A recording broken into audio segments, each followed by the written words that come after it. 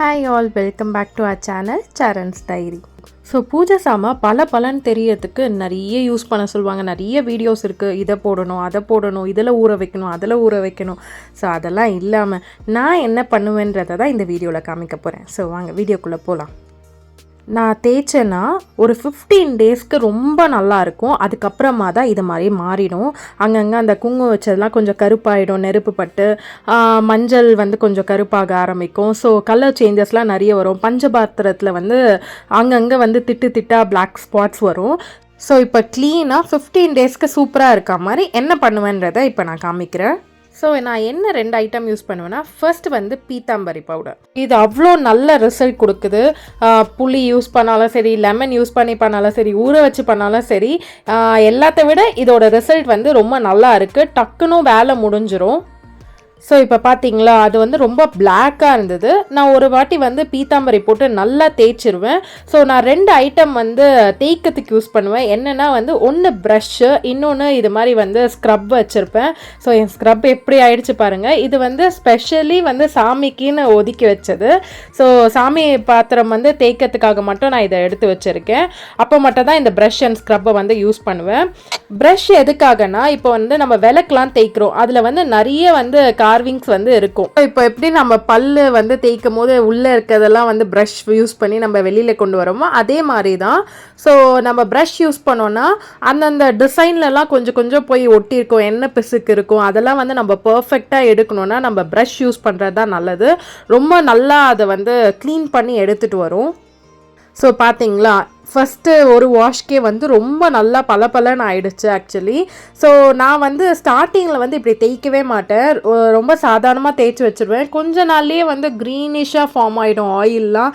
ஏன்னே எனக்கு புரியாது. பிளாக் ஆகிடும், க்ரீன் ஆகிடும்.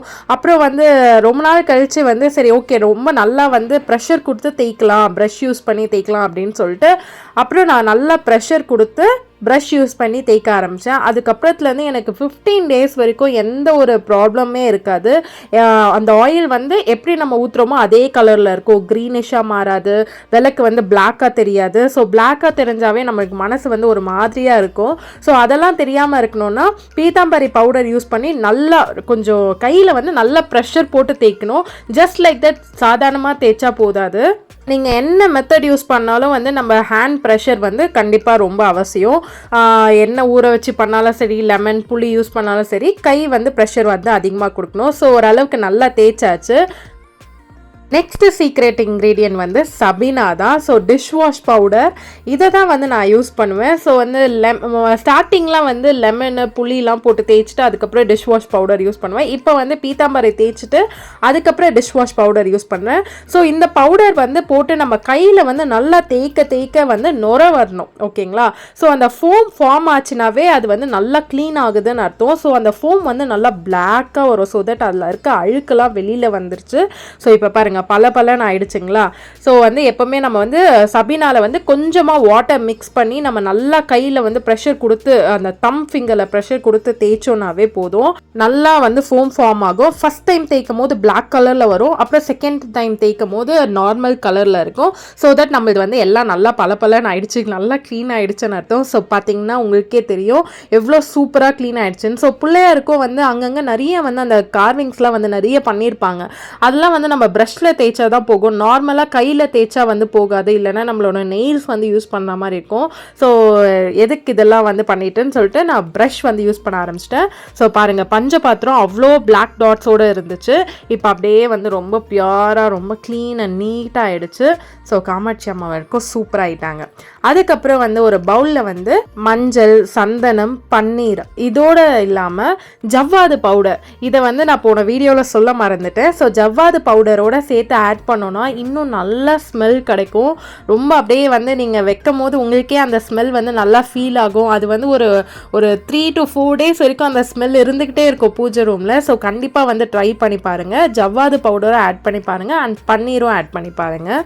ஸோ டக்குன்னு வந்து எல்லாத்துக்கும் வந்து நான் பொட்டு வச்சுருவேன். ஸோ அழகாக வந்து ரவுண்டாக வந்தால் தான் என் மனசுக்கு வந்து ரொம்ப திருப்தியாக இருக்கும். ஸோ எல்லாத்துக்கும் வந்து பொட்டு வச்சுருவேன். தென் ஆல்ரெடி சொல்லியிருப்பேன், காமாட்சி அம்மா விளக்குக்கு வந்து பொட்டு வைக்கும் போது முதல்ல கீழேருந்து ஆரம்பிக்கணும்னு சொல்லுவாங்க. ஸோ கீழேருந்து ஆரம்பித்து தான் மேலே வந்து கடைசியாக பொட்டு வச்சு முடிக்கணும். நான் அப்படி தான் வைப்பேன். ஸோ சேம் மெத்தட் வந்து வாசப்படியில் நம்ம மஞ்சள் குங்குமம் வைக்கும் போது ஆரம்பிக்கணும். ஸோ ஃபஸ்ட்டு வந்து மஞ்சள் வந்து 3 கோடு போட்டுட்டு கீழே வந்து குங்குமம் வச்சுட்டு போகிற மாதிரி இருக்கும். அப்போ தான் நம்ம படிப்படியாக முன்னேறுவோன்றதை வந்து சிம்பலைஸ் பண்ணுறாங்க. நெக்ஸ்ட் வந்து இது வந்து லாஸ்ட் வீடியோலேயே நான் சொல்லியிருப்பேன், எனக்கு ரொம்ப பிடிச்சது அம்மா கிட்ட கேட்டு வாங்கிக்கிட்டது. இப்போ one of my favourites. So பூஜை ரூம்லாம் க்ளீன் பண்ணி பூஜை சாமான்லாம் அரேஞ்ச் பண்ணி வச்சாச்சு. ஸோ ஈவினிங் சாமி கும்பிடுவோம். ஸோ இப்படி தான் நான் எங்கள் வீட்டில் வந்து பூஜை சாமான் தேய்ப்பேன். டக்குன்னு ஒரு 1/2 hour to 45 minutesலேயே எங்கள் வேலை முடிஞ்சிடும். அதனால் வந்து நீங்களும் வந்து இது அதுன்னு ட்ரை பண்ணாமல் வெறும் இந்த 2 ஐட்டம் வச்சே சூப்பராக சீக்கிரமாக முடிச்சிருங்க. Hope you all like the video. Thanks for watching. Like, share, subscribe. மறக்காம bell icon-ஐ click பண்ணிடுங்க. Next ஒரு interesting videoல உங்களை மீட் பண்றேன். அது வரைக்கும் signing off from Charan's Diary. Bye.